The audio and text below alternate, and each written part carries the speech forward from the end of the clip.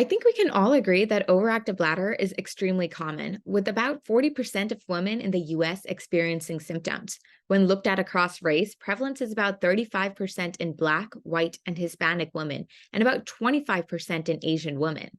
But why does prevalence matter?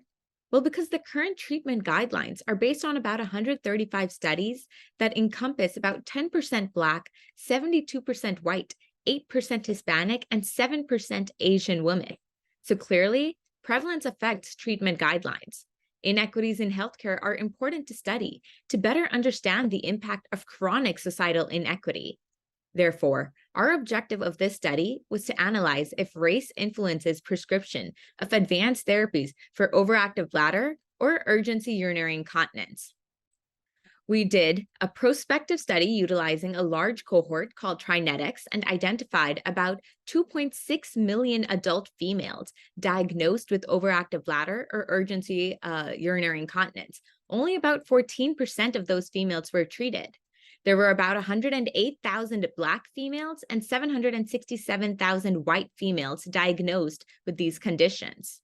When looked at treatment for overactive bladder across first, second, or third line modalities by race, we found that only 21% of Black patients, while 27% of white patients were treated, indicating a significant difference. We then looked at the geographic distribution of treatment by race and also saw that 26% of zip codes across the United States had a significant difference in treatment rates by race.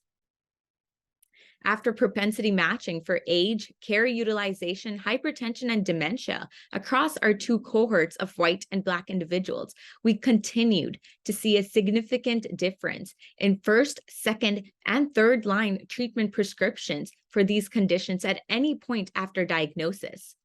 To note, these racial differences in advanced therapeutic modalities for overactive bladder are probably not secondary to diagnosis, but rather likely secondary to prescribing disparities.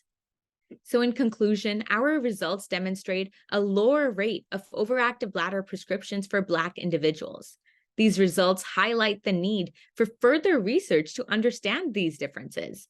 Is it due to a lack of medical literacy, reluctance to seek care, or barriers in care, stigma of diagnosis perhaps? These are important questions to answer, because reducing healthcare disparities includes advancing equity for all of our patients. Thank you.